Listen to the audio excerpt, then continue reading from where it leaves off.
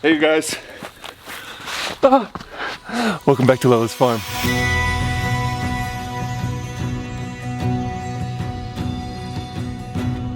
If you guys are new around here, it's usually not just me up here living in this workshop. It's usually Kaylee and Lola too, and now our little baby Sadie.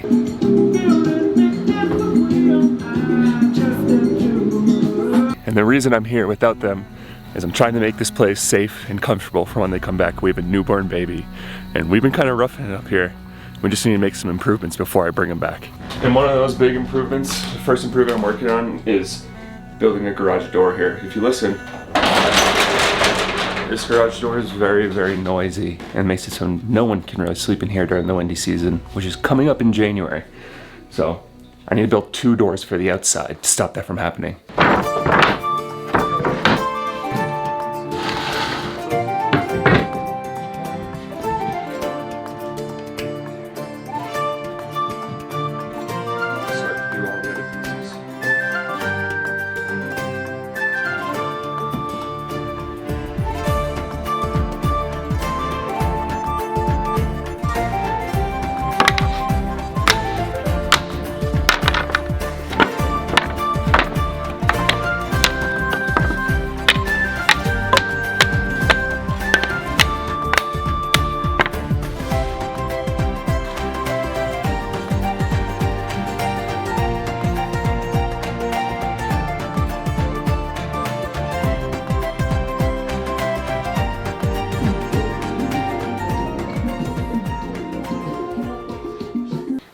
Sugar Bob, we gotta clean your poopy diaper. We gotta clean your big poopy diaper. What do you think about that? So my mom and I have been spending the last 4 nights here. And today I'm heading back to Jordan's mom's and stepdad's house. My mom's gonna be coming. And today is a very, very, very big day at that household. She hates when I first put her in her car seat. But then the second we get in the car, for the most part, most of the time, she is just out like a light. All right, good girl. Come on. Good girl. By the way, do you guys see these? That is the definition of MILF attire. I don't know if you guys haven't gotten the memo yet, but Crocs are officially coming back. Hi chickies! You guys got any eggs for me today or what? I think you're gonna have a few in here. Nice. There's my breakfast.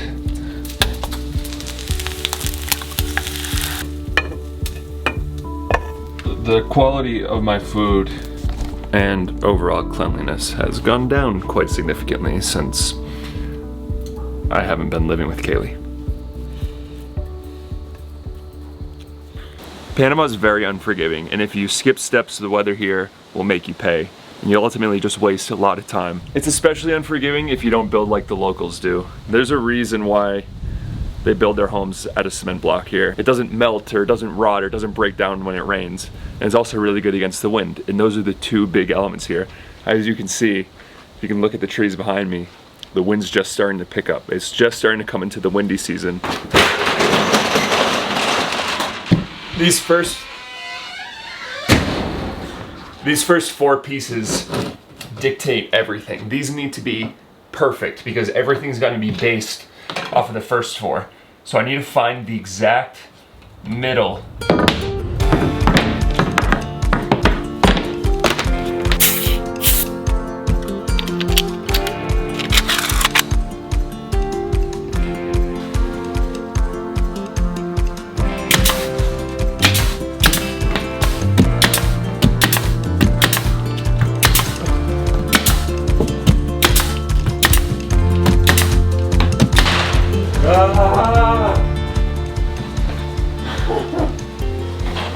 It's so hard.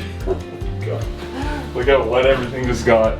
This is just one breeze and it just blew in all this water.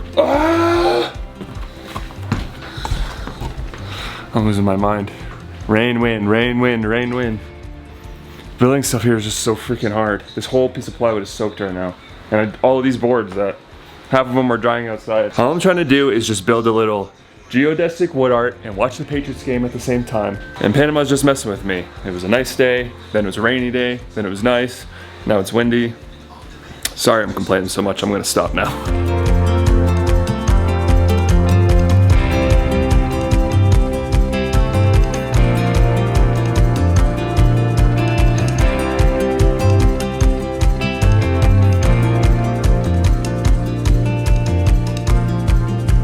Let me take a look from your guys' angle. Not too bad, all things considered.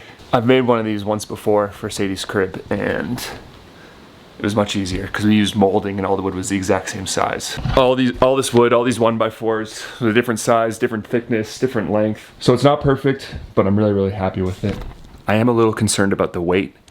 When I was thinking about it, it's not that thick of wood. It's a 1/2 inch of plywood, and then these 1x4s are 3/4 of an inch thick, so it's like 1 1/4 inches of wood, and it needs to have some strength because it needs to hold up to the wind.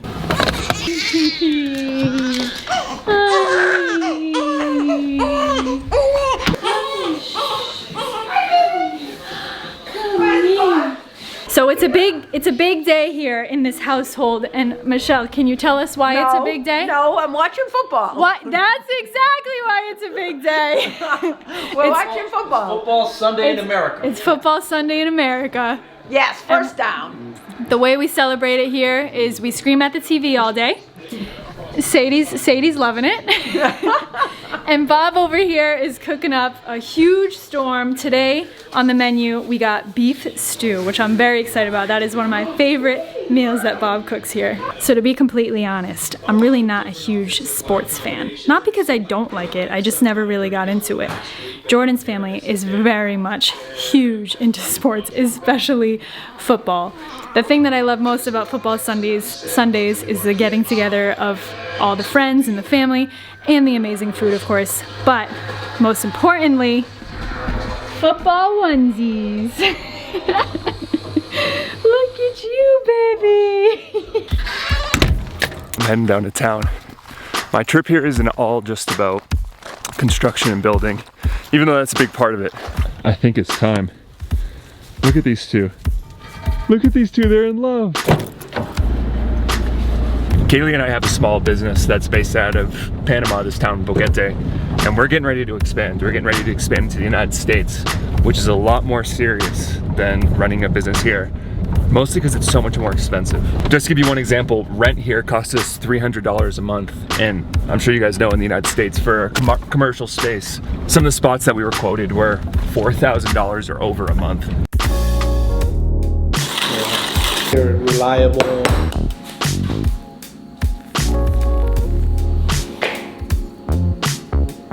In that one, prunes are like predominant.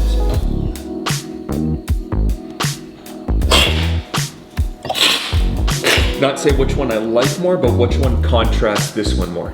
Let me clean this a little bit. I wanted them to be able to see it because this is what a successful cupping session looks like. Okay. You know? So I'm solving. But just how let people know that we were enjoying it. I'm down at the coffee lab and we're cupping some coffees. If you guys have never seen anything like this before, this is how we evaluate coffees. This is how people in the specialty coffee world evaluate coffees. And after going back to the United States and coming back here, so many things are being put into perspective for me, with one of them being coffee. And it's all thanks to this guy, because this guy just opened up my eyes. Right?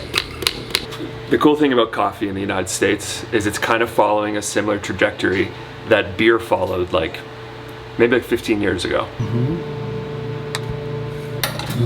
One, two. You guys remember when Sam Adams and Blue Moon were considered craft beer and then how all that changed really quickly? That same kind of thing is happening with coffee. We've gone from Folgers to then Starbucks and Dunkin' Donuts, and now we're getting into third wave coffee. Third wave coffee's actually already hit a lot of other countries, and especially in Asia. But right when we got back to the United States, I started to see a lot more specialty coffee shops opening up, and it's really, really exciting. And if you guys remember the first time you ever had a real craft beer, and I mean from like a microbrewery, when you go to the brewery itself and you have the beer right where it's made, That's the kind of experience that's coming to the United States with coffee. And I'm not just saying that because that's what we're doing, because it's not like we're the only ones that are doing this. There's a ton of people that are doing this. And the good thing is, there's gonna be better coffee for everyone. And I'm really excited about that because I love coffee. It doesn't just have to be ours. Just good coffee shops is a good thing.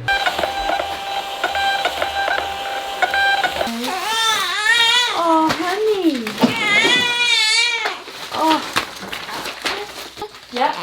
And I only have about 6 more. Oh, baby. So Michelle and I, and Sadie, just finished packaging up a big coffee order that we're shipping out tomorrow. And this is what it looks like typically at the end of the day after packaging a bunch of coffee. We just have a huge stack of empty boxes, trash all over the floor, kind of a disaster. But I just want to share with you guys the coffee that I have been so most excited to be selling, which is our heirloom. This was the coffee that we launched right after Sadie was born. You can see this is me handing Sadie a coffee plant, aka kind of our coffee business as our heirloom to her. The thing that I'm really excited about this one is that a lot of times we've launched coffees that are a little bit crazy. We've really been trying to kind of expand people's experience with coffee. So you can see here on the bottom right, we have a little flavor meter, which basically says kind of how mild and wild our coffee is. This is like right in the middle. It's just a perfect coffee for every single day. But if you guys are interested in trying the heirloom out, we do still have some available. But like we say a lot, it does go quick. So make sure to click the link in our description box below to go to our website and check that out. We just want to say thank you so much to all you guys that have been supporting us in our coffee business. It's been so much fun and we're so excited for all of the new things that we're going to be launching really soon, especially for the holidays coming. All right, guys. See ya.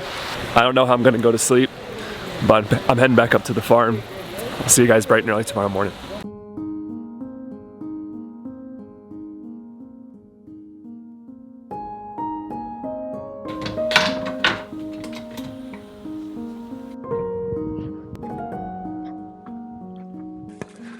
Good morning. Good morning. I've come down here this morning to feed our pet. This is our home biogas system. This is usually what Rodrigo uses to cook all of his food, but I need to keep feeding it. I need to keep it alive. So if you guys haven't seen one before, you basically add your kitchen scraps in on this end. And then on this end, you can see this tube and cooking gas goes into Rodrigo's workshop. And then this little 5-gallon jug, the byproduct is a bunch of fertilizer. So now I get to use this fertilizer for all of our plants and the plants love it. These are our coffee plants and they all actually died.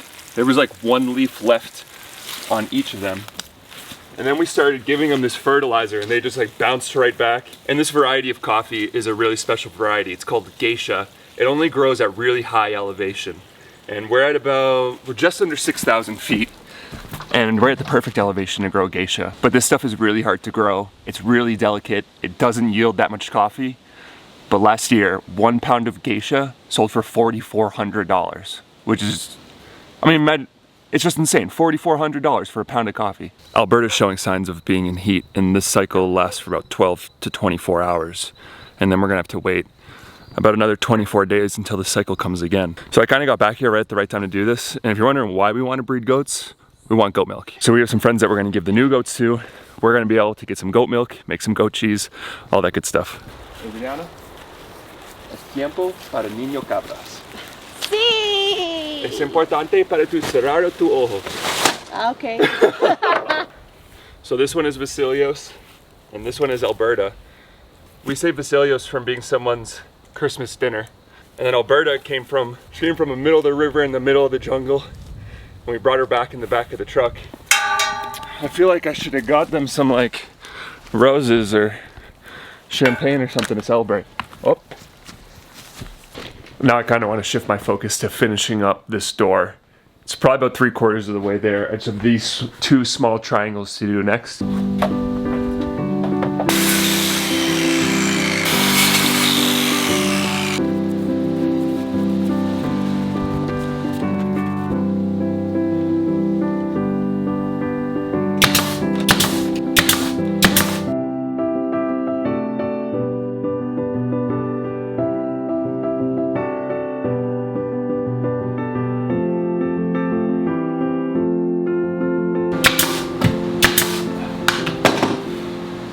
I got really, really close. Now I just have one section left. Just right there, and then one little piece there. 11:49. I can't go outside and cut wood right now either. It's raining. And I'm exhausted. Hi, Sade. I love you. She's looking right at you. I love you so much, honey. This is me ending the video. I've had a couple glasses of wine, but I'm feeling good, and I love you all. You did a great job, sweetie. Well, you guys, thanks so much for following along. We'll see you next time.